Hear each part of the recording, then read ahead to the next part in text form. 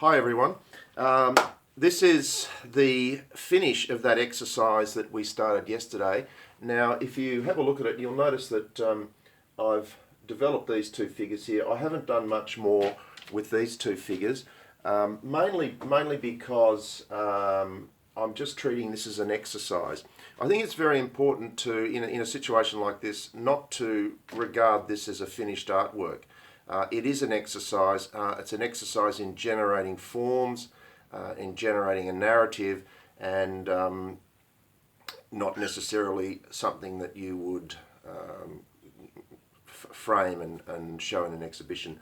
Now, as I was doing this figure here, I've made this into a sort of a dog or a goat, some sort of animal, with this person carrying the animal, and I was wondering, there was something familiar when I was making that image, and it just suddenly dawned on me that I'd seen a Picasso sculpture years ago of him holding a goat. So I think that was the genesis of this image. And here's the photograph of it here. I don't know if you can see that, but my point being is that locked away in our memory is a whole storehouse of images, and when we do an exercise like this, the gesture in some way unlocks that memory bank and enables the gesture to be informed by that history and that memory of images.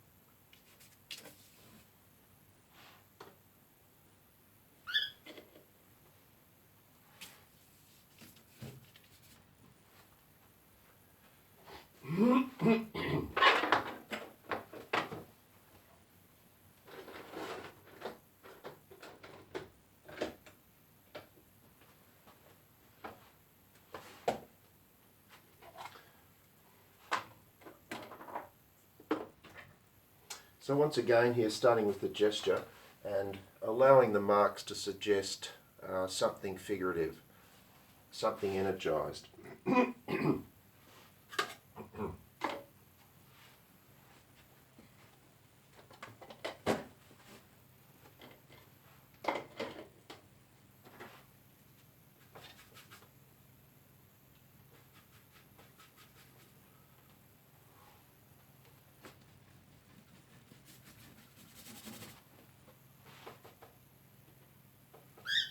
I think it's important at this early stage not to get locked into an image that you can't change, or not to be too attached to an image that you've got in the back of your mind that you're painting towards.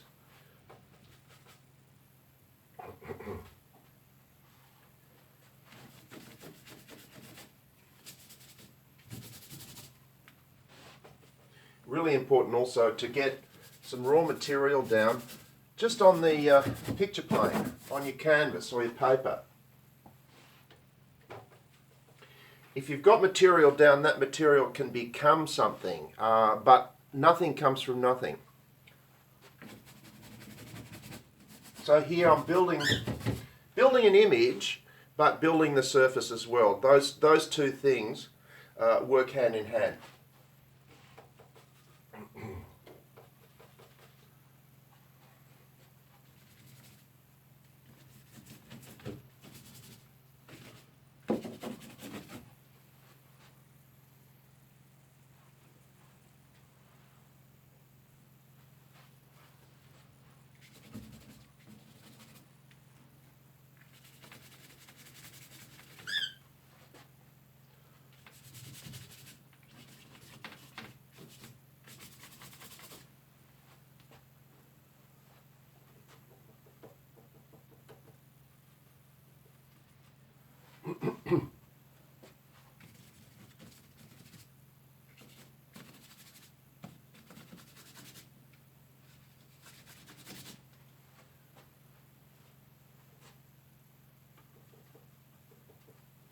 So playing around with the idea of a figure and parts of the figure, but not getting too attached to any particular part of the picture at this stage.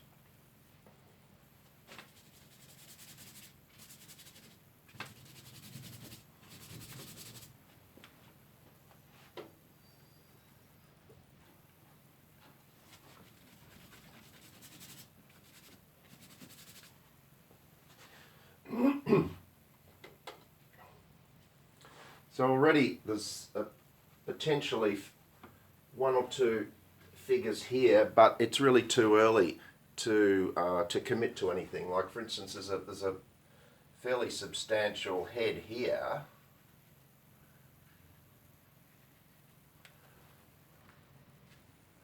which I could put in, and then obviously this figure here as well.